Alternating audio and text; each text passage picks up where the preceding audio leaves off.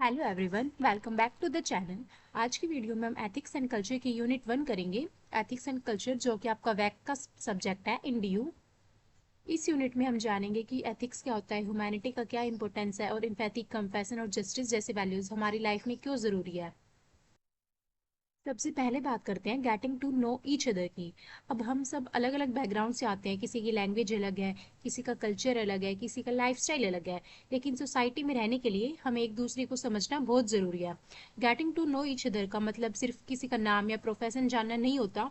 इसका मतलब होता है किसी इंसान की पर्सनैलिटी, उसके थॉट्स, उसके फीलिंग्स और उसके बिहेवियर को समझना। जब हम दूसरों को समझने की कोशिश करते हैं तो ट्रस्ट डेवलप होता है, मिसअंडरस्टैंडिंग्स कम होती हैं।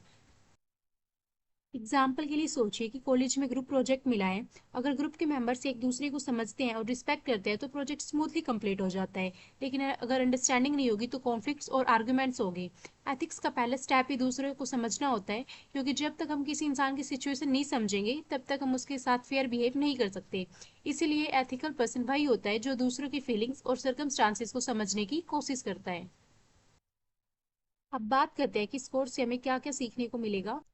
इस कोर्स का मेन ऑब्जेक्टिव है हमें एक रिस्पॉन्सिबल और एथिकल इंडिविजुअल बनाना। सबसे पहला ऑब्जेक्टिव है मोरल अवेयरनेस। मोरल अवेयरनेस का मतलब है राइट और रॉन्ग में डिफरेंस समझना। जैसे एग्जाम में अगर आप चीटिंग करते हो तो गलत है मोरली, लेकिन अगर आप ऑनेस्टली एग्जाम करते हो तो मोरली राइट है।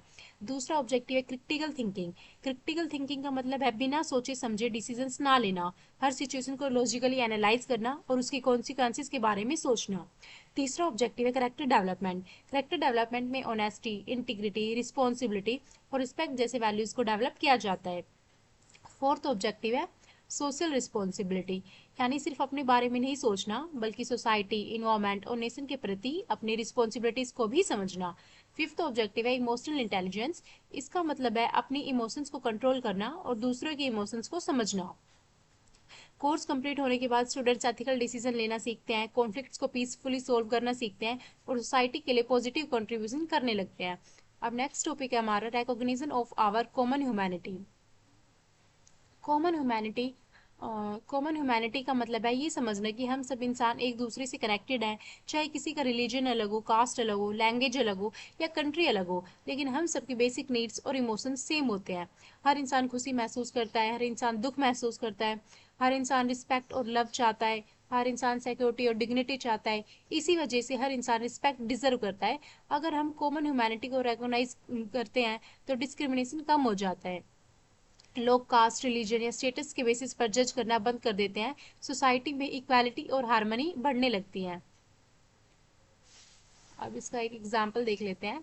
जब कोई नेचुरल डिजास्टर आता है जैसे फ्लड या अर्थक्वेक, तब लोग बिना रिलीजन के, बिना कास्ट देखे एक दूसरे की हेल्प करते हैं। ये कॉमन ह्यूमैनिटी का सबसे अच्छा एग्जाम्पल है। एथिक्स हमें सिखाती है कि हमें हर इंसान को एक ह्यूमन बींग के रूप में देखना चाहिए और उसकी डिग्निटी की रिस्पेक्ट करनी चाहिए। एक सिंपल प्रिंसिपल याद रखिए, treat others the way you want to be treated. यही कॉमन ह्यूमैनिटी की एसेंस है। अब नेक्स्ट टॉपिक आता है हमारा एम्पैथी, कंपैशन और जस्टिस। ये थ्री फंडामेंटल एथिकल वैल्यूज है। तो सबसे पहले हम पढ़ेंगे एम्पैथी। इम्पैथी का मतलब होता है किसी दूसरे इंसान की फीलिंग्स और इमोशंस को समझना। सिंपल वर्ड्स में कहें तो खुद को दूसरे इंसान की जगह रखकर सोचना। मान लीजिए आपका दोस्त एग्जाम में फेल हो गया। अगर आप उसकी सिचुएशन को समझने की कोशिश करते हैं और उसका दुख महसूस करते हैं तो ये इम्पैथी है। इम्पैथी का मतलब सिर्फ सिंपैथी देना नहीं है। सिंपैथी में हम कहते हैं मुझे तुम्हारे लिए बुरा लग रहा है, लेकिन इम्पैथी में हम कहते हैं मैं समझ सकता हूँ कि तुम क्या फील कर रहे हो।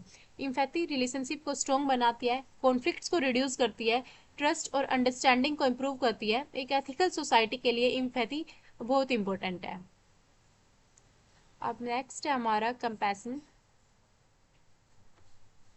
कंपैशन इम्पैथी का नेक्स्ट स्टेप है।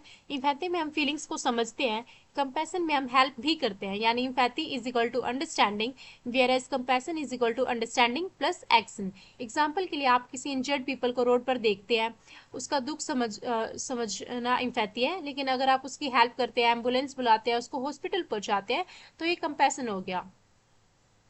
कंपैशन में काइंडनेस, केयर और कंसर्न होता है। ये सोसाइटी को बेटर बनाता है। कंपैशनेट लोग दूसरों की प्रॉब्लम्स को इग्नोर नहीं करते बल्कि उनकी हेल्प करने की कोशिश करते हैं। डेली लाइफ में कंपैशन कैसे देख सकते हैं अब आप, जैसे क्लासमेट की हेल्प करके, पुअर पीपल को सपोर्ट करके, फैमिली मेंबर्स की केयर करके, सोशल सर्विसेज एक्टिविटीज में पार्टिसिपेट करके, ये सब कंपैशन के एग्जाम्पल है।